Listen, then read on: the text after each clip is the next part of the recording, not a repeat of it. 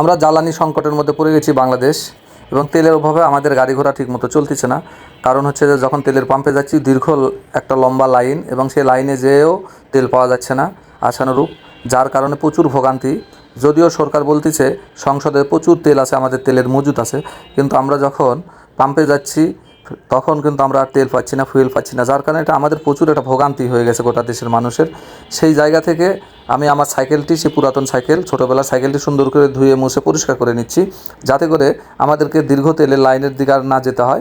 Cycle নিয়ে আমরা আমাদের 2, 4, 5, 10 কিলোমিটার রাস্তা আমরা রান করব এবং সেই কাজগুলো শেষ করে নেব। এতে করে যেমন তেলের ভোগান্তি থেকে আমি নিজেও মুক্ত হব, পাশাপাশি এবং দেশের যারা জরুরি বিভিন্ন কাজে যারা সেবায় নিয়োজিত আছে তাদেরও ব্যাঘাত ঘটবে না। এতে করে আমাদের উচিত আমরা একে অপর সবাই মিলেই বাংলাদেশ, এবং সবাই মিলে বাংলাদেশকে আমাদের সহযোগিতা করা উচিত।